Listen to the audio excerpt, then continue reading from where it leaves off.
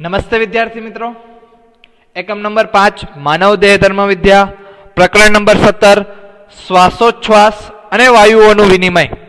Last lecture नी अंदर वायुओनी आपले केवी रीते थाय छे तेना विशेनो अभ्यास कर्यो हतो।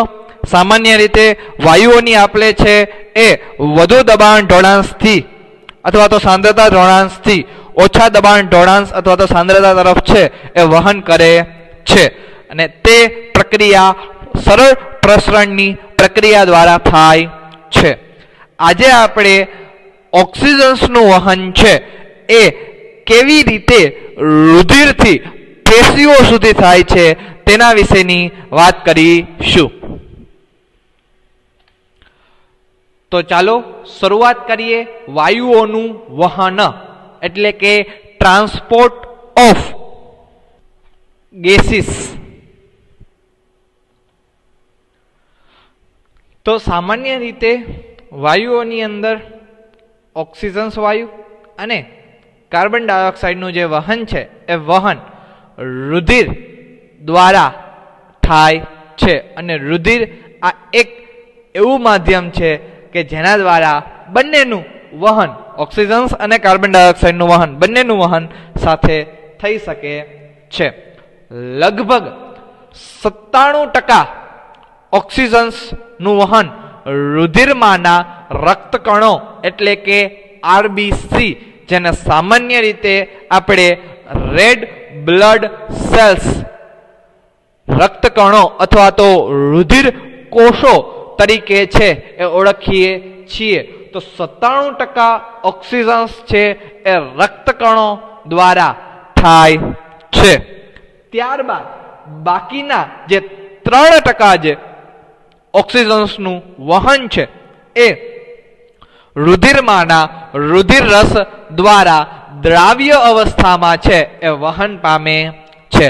एटले के ऑक्सीजन नु 100% वहन रुधिर द्वारा थाय छे, परंतु तेनी अंदर 97% ऑक्सीजन नु वहन रक्तकणों द्वारा अने 3% ऑक्सीजन नु वहन रुधिर रस द्वारा छे ए थाय छे। ज्यारे कार्बन डाइऑक्साइड है ए कार्बन डाइऑक्साइड नु आश्रे 20 થી 25% कार्बन डाइऑक्साइड नु वहन रक्तकणों द्वारा वहन पामे छे। ज्यारे 70% कार्बन डाइऑक्साइड नु वहन छे ए बायकार्बोनेट स्वरूपे वहन थाय छे। सामान्य रीते बायकार्बोनेट ने आपणे HCO3 माइनस एटले के बायकार्बोनेट आयन स्वरूपे छे ए ओळखीए छीए अने बाकीना 7% कार्बन डाइऑक्साइड नु वहन रुधिरना रुधिर रस द्वारा द्राव्य अवस्था में छे ए वहन थाय छे। एटले के 100% कार्बन डाइऑक्साइड नु वहन रक्तकणों बायकार्बोनेट आयन अने रुधिर रस द्वारा थाय छे। ज्यारे 100% ऑक्सीजन नु वहन रक्तकणों अने रुधिर रस द्वारा थाय छे। तो एमां सौथी पहेला आपणे ऑक्सीजन्स नु जे वहन छे ए निहाळीशुं, त्यारबाद कार्बन डाइऑक्साइड नु वहन छे तेनो पण अभ्यास करीशुं। तो चालो शुरुआत करीए रुधिरनी अंदर ऑक्सीजन नु वहन एटले के ट्रांसपोर्ट ऑफ ऑक्सीजन। तो सामान्य रीते रक्तकण में लाल रंगनु आयन धरावतु रंजक कण एटले के हीमोग्लोबिन आवेलू होय छे। तो सामान्य रीते आपने तो खबर ज छे के रक्तकण एटले के आरबीसी नी अंदर जे आरबीसी नो लाल रंग छे ई लाल रंग कोना कारणे छे तो के लाल रंग छे ए हीमोग्लोबिन ना कारणे छे। कोना कारणे छे? हीमोग्लोबिन ना कारणे छे। अने आ हीमोग्लोबिन ना बंधारणनी अंदर आयरन तत्व छे ए हाजर छे एटले के Fe तत्व ए हीमोग्लोबिन ना મધ્યમાં છે એ હાજર હોય છે અને તેના કારણે જ હિમોગ્લોબિનની અંદર રહેલી 4 પોલીપેપ્ટાઇડ શૃંખલાઓ એકબીજા દ્વારા તત્વ દ્વારા આયરન તત્વ દ્વારા છે એ જોડાયેલી હોય છે. હિમોગ્લોબિનની અંદર 4 પોલીપેપ્ટાઇડ શૃંખલાઓ હોય છે. આનો અભ્યાસ આપણે ચેપ્ટર નંબર 9 જૈવ અણુઓની અંદર કરેલો છે, તો એ યાદ કરજો. તો ઓક્સિજન્સ જે છે એ ઓક્સિજન્સ પ્રતિવર્તી રીતે હિમોગ્લોબિન સાથે જોડાય અને ઓક્સી હિમોગ્લોબિન બનાવે છે. એટલે સામાન્ય રીતે હિમોગ્લોબિન એ ઓક્સિજન સાથે જોડાઈ જાય અને તેના કારણે ઓક્સી હિમોગ્લોબિન એટલે કે HbO2, રાઈટ, Hb એટલે હિમોગ્લોબિન, O2 ઓક્સિજન્સ, અને એના કારણે શેનું નિર્માણ થાય છે? ઓક્સી હિમોગ્લોબિન HbO2 નું નિર્માણ થાય છે. આ એક હિમોગ્લોબિનનો અણુ વધુમાં વધુ 4 ઓક્સિજન્સના અણુનું આંશિક દબાણને આભારી છે. એટલે કે એક હિમોગ્લોબિનનો અણુ એકી સાથે 4 ઓક્સિજન્સના અણુઓનું વહન કરી શકે છે, કારણ કે હિમોગ્લોબિન પાસે 4 પોલીપેપ્ટાઇડ શૃંખલાઓ આવેલી હોય છે, જેમાંની 2 શૃંખલાઓ આલ્ફા હોય છે એટલે કે આલ્ફા 2 અને 2 શૃંખલાઓ બીટા હોય છે એટલે કે બીટા 2. એટલે હિમોગ્લોબિનને સામાન્ય રીતે આપણે આલ્ફા 2 બીટા 2 તરીકે ઓળખીએ છીએ અને આલ્ફા 2 બીટા 2 ટોટલ 4 પોલીપેપ્ટાઇડ શૃંખલા હોવાના કારણે એ 4 ઓક્સિજન્સના અણુઓ સાથે જોડાઈ શકે છે અને તેના કારણે એક જ હિમોગ્લોબિન એક જ સમયે એકી જ સાથે 4 ઓક્સિજન્સનું વહન કરી શકે છે. કાર્બન ડાયોક્સાઇડનું આંશિક દબાણ, આ ઉપરાંત હાઇડ્રોજન આયનની સાંદ્રતા અને તાપમાન, આવા ઘણા બધા અન્ય પરિબળો પણ છે કે જે આ જોડાણમાં છે એ ખલેલ પહોંચાડે છે. એટલે કે ઓક્સી હિમોગ્લોબિનનું નિર્માણ થવું કે ન થવું, ઓક્સિજન સાથે હિમોગ્લોબિનનું જોડાણ થવું જોઈએ કે ન થવું જોઈએ, એ બીજા ઘણા બધા પરિબળો ઉપર આધાર રાખે છે. જેમાંનો પહેલો પરિબળ એટલે કે કાર્બન ડાયોક્સાઇડનું આંશિક દબાણ, બીજો પરિબળ એટલે કે હાઇડ્રોજન આયનની સાંદ્રતા, જેને સામાન્ય રીતે આપણે pH દ્વારા રાઈટ માપીશું, અને સાથે સાથે તાપમાન એટલે કે ટેમ્પરેચર. આ મુખ્ય પરિબળો છે. આના સિવાય પણ બીજા ઘણા બધા પરિબળો છે કે જે ઓક્સી હિમોગ્લોબિનનું નિર્માણ થવું જોઈએ કે ન થવું જોઈએ તેનામાં જોડાણમાં મુખ્ય ભાગ ભજવે છે. જો હિમોગ્લોબિનની ઓક્સિજન સાથેની સંતૃપ્ત ટકાવારીની PO2 ની સામે એટલે કે ઓક્સિજન્સના આંશિક દબાણ વિરુદ્ધ જો ગ્રાફ છે એ આલેખિત કરવામાં આવે તો આપણને સામાન્ય રીતે સિગ્મોઇડ વક્ર છે એ મળે છે. એટલે કે ગ્રાફ હિમોગ્લોબિનના ઓક્સિજન્સની સંતૃપ્ત ટકાવારી વિરુદ્ધ આંશિક દબાણ ઓક્સિજન્સનું, બરાબર છે, આમની વચ્ચે જો ગ્રાફ ડ્રો કરવામાં આવે તો સિગ્મોઇડ વક્ર મળે છે. અને આ જે સિગ્મોઇડ વક્ર કોને કહેવાય એ આપણે હમણાં નેક્સ્ટ સ્લાઇડની અંદર જોઈએ.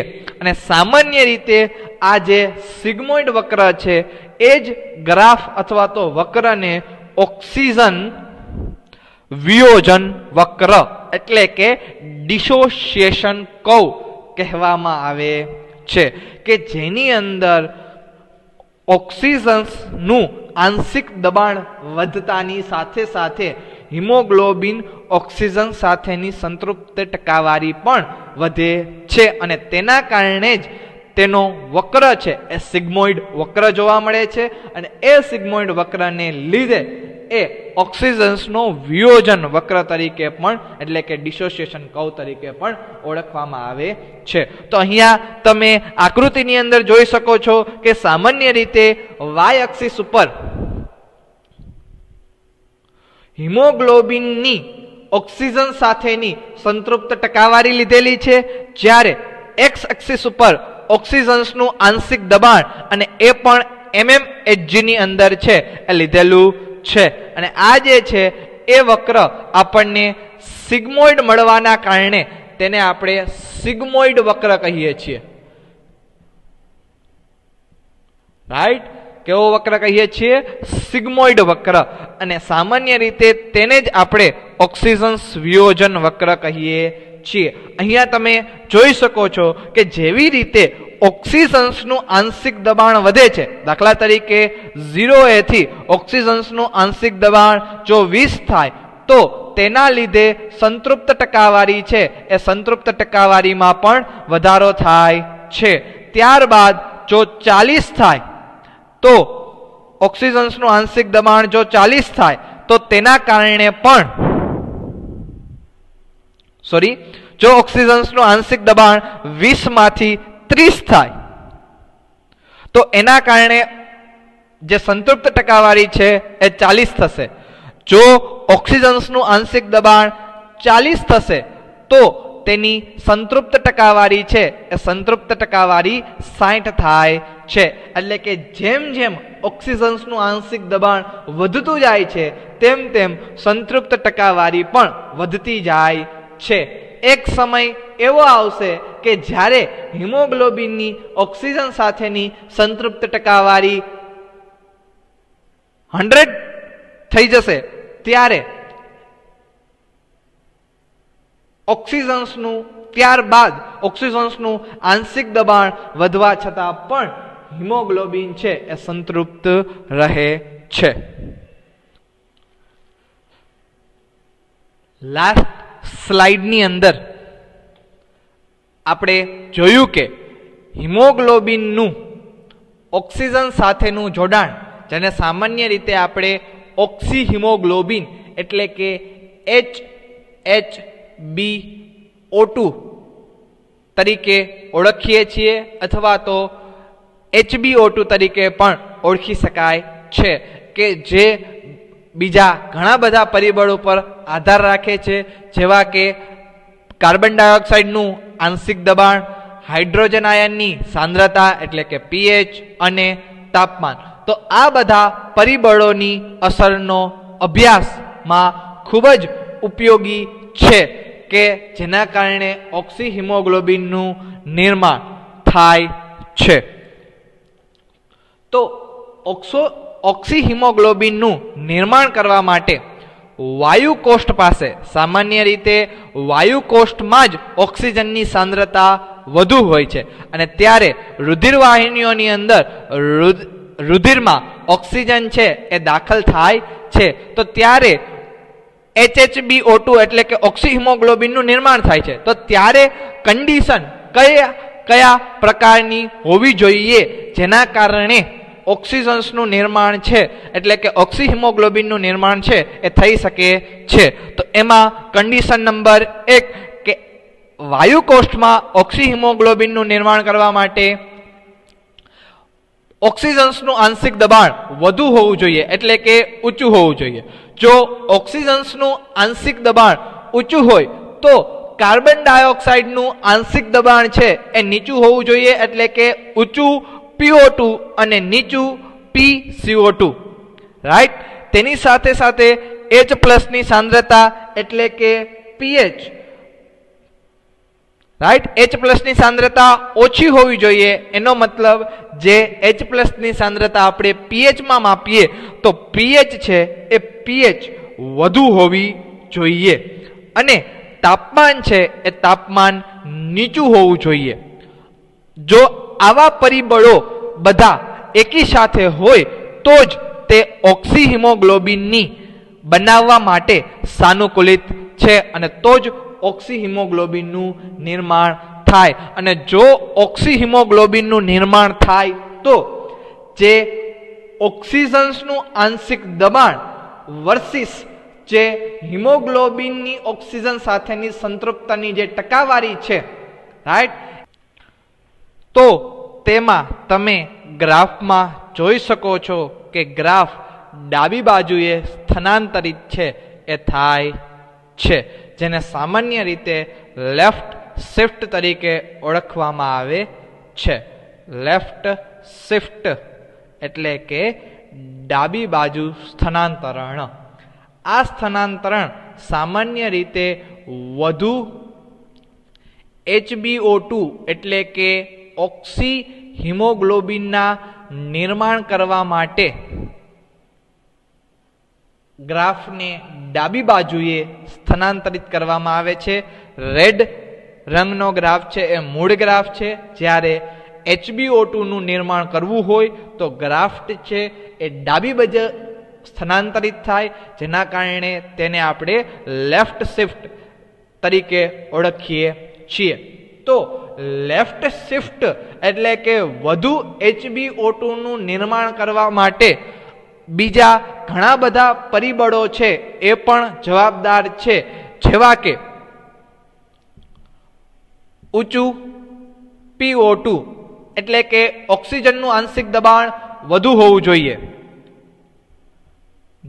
નીચું PCO2 એટલે કે કાર્બન ડાયોક્સાઇડનું આંશિક દબાણ નીચું હોવું જોઈએ, સાથે સાથે વધુ pH એટલે કે H+ ની સાંદ્રતા જે છે એ H+ ની સાંદ્રતા ઓછી હોવી જોઈએ.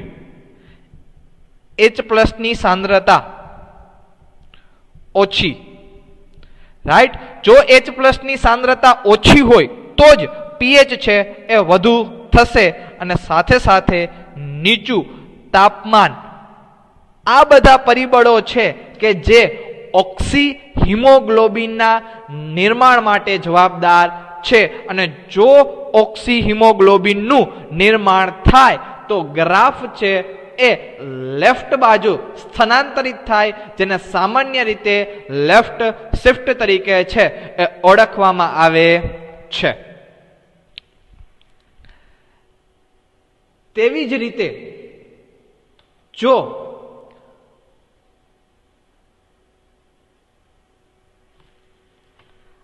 આગળની સાઈડમાં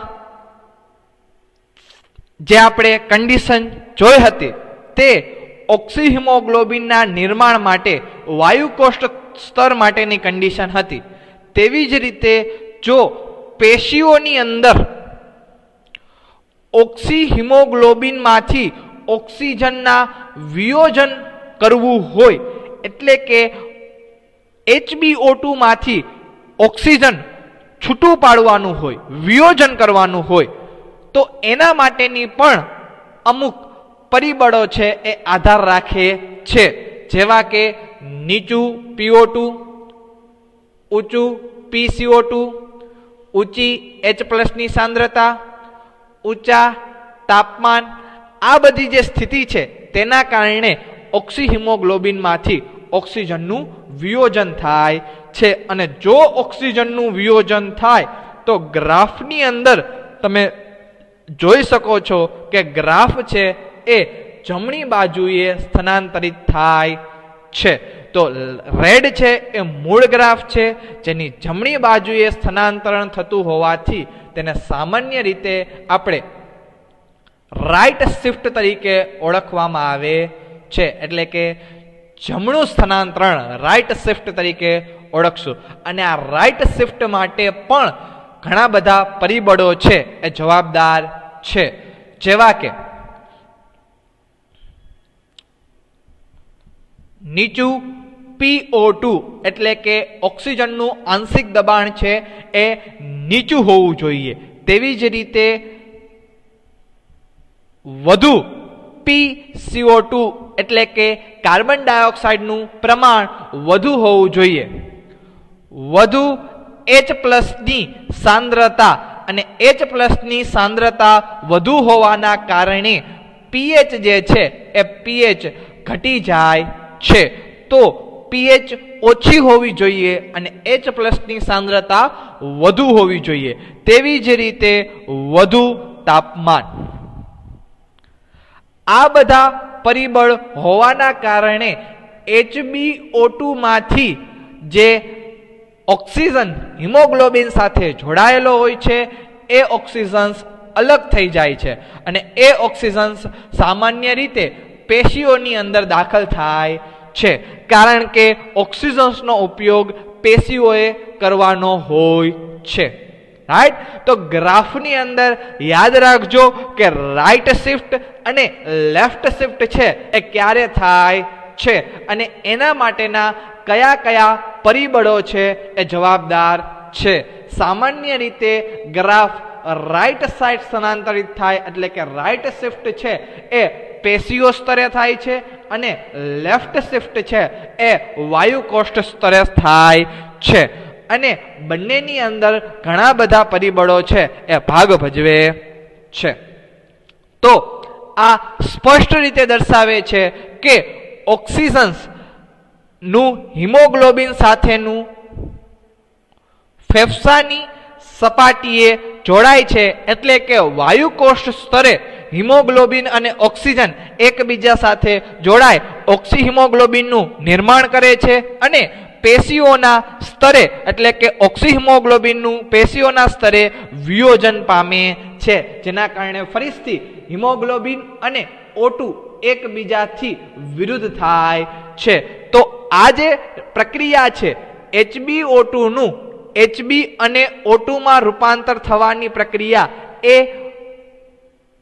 પેશી સ્તરે થાય છે, જ્યારે આની જ વિરુદ્ધ પ્રક્રિયા એટલે કે Hb અને O2 જોડાઈને HbO2 નું નિર્માણ કરવું, ઓક્સિહિમોગ્લોબિનનું નિર્માણ કરવું, આ જે પ્રક્રિયા છે એ વાયુકોષના સ્તરે અથવા તો ફેફસાના સ્તરે થઈ શકે છે એમ આપણે કહી શકીએ છીએ.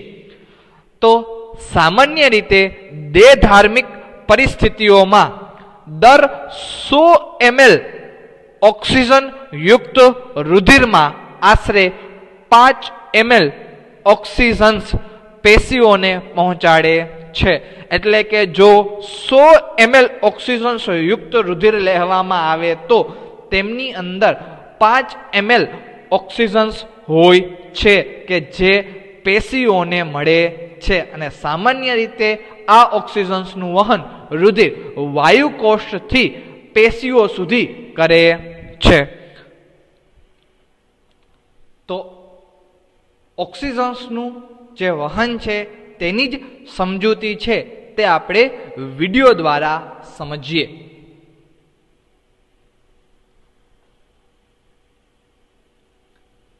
સામાન્ય રીતે ઓક્સિજન્સ હિમોગ્લોબિન સાથે જોડાઈ ઓક્સિહિમોગ્લોબિનનું નિર્માણ કરે છે. હિમોગ્લોબિન એ લાલ રંગનું અને રક્તકણની અંદર 4 પોલીપેપ્ટાઇડ ધરાવતું શૃંખલા છે. સામાન્ય રીતે એક હિમોગ્લોબિન એકી સાથે 4 ઓક્સિજન્સનું વહન કરે છે. તો આ બધી પોલીપેપ્ટાઇડ સાથે એટલે એક પોલીપેપ્ટાઇડ સાથે એક ઓક્સિજન છે એ જોડાય છે. ટોટલ 4 પોલીપેપ્ટાઇડ હોવાના કારણે 4 ઓક્સિજન્સના અણુઓ કોર્નર ઉપર છે એ જોડાય છે, જે તમે અહીંયા જોઈ શકો છો. ઓક્સિહિમોગ્લોબિનનું નિર્માણ થવા માટે ઘણા બધા ઘટકો જવાબદાર છે, જેવા કે ઓક્સિજન્સનું આંશિક દબાણ એ વધુ હોવું જોઈએ, કાર્બન ડાયોક્સાઇડનું આંશિક દબાણ ઓછું, H+ ની સાંદ્રતા ઓછી અને તાપમાન પણ ઓછું હોવું જોઈએ. જો આપણે ઓક્સિજન્સનું આંશિક દબાણ અને ઓક્સિજન્સની હિમોગ્લોબિન સાથેની સંતૃપ્ત ટકાવારી વચ્ચેનો જો ગ્રાફ દોરીએ તો જેમ જેમ આંશિક દબાણ વધતું જાય છે તેમ તેમ સંતૃપ્તતાની ટકાવારી વધતી જાય છે. અને સામાન્ય રીતે આ જે ગ્રાફ છે એ આપણે સિગ્મોઇડ વક્ર મળે છે, જેને સામાન્ય રીતે આપણે ઓક્સિજન ડિસોસિએશન કર્વ એટલે કે ઓક્સિજન્સ વિયોજન વક્ર કહીએ છીએ. અહીંયા તમે જોઈ શકો છો કે વાયુકોષ્ઠના સ્તરે આ વાયુકોષ્ઠો છે કે અને આ રુધિરવાહિની છે. તો વાયુકોષના સ્તરે ઓક્સિજન જે છે એ રુધિરવાહિનીની અંદર દાખલ થાય છે, જ્યારે કાર્બન ડાયોક્સાઇડ છે એ વાયુકોષની અંદર દાખલ થાય છે. તો આપણે તો ઓક્સિજન્સને ધ્યાનમાં લઈને વાત કરવાની છે. તો ઓક્સિજન્સનું સ્થાનાંતરણ એ કાર્બન ડાયોક્સાઇડ અને H+ની સાંદ્રતા જેવા પરિબળો ઉપર આધાર રાખે છે. વાયુકોષ સ્તરે ઓક્સિજન્સનું જે વહન છે એટલે કે ઓક્સી હિમોગ્લોબિનનું નિર્માણ છે એ 4 પરિબળો ઉપર આધાર રાખે છે, જેમાં ઓક્સિજન્સનું આંશિક દબાણ વધુ હોવું જોઈએ, કાર્બન ડાયોક્સાઇડનું આંશિક દબાણ ઓછું હોવું જોઈએ, H+ની સાંદ્રતા છે એ પણ ઓછી હોવી જોઈએ અને તાપમાન પણ નીચું હોવું જોઈએ, તો જ ઓક્સી હિમોગ્લોબિનનું નિર્માણ થાય. તેવી જ રીતે પેશીય સ્તરે ઓક્સી હિમોગ્લોબિનનું વિયોજન કરવા માટે ઓક્સિજન્સનું દબાણ ઓછું, કાર્બન ડાયોક્સાઇડનું દબાણ વધુ, H+ની સાંદ્રતા વધુ અને તાપમાન પણ વધુ હોવું જોઈએ, તો જ ઓક્સી હિમોગ્લોબિનનું નિર્માણ થાય. એટલે કે ઓક્સી હિમોગ્લોબિન છે એ ફેફસા સ્તરે જોડાય છે, વાયુકોષ્ઠ સ્તરે જોડાય છે અને પેશી સ્તરે એ ઓક્સી હિમોગ્લોબિનનું વિયોજન થાય છે.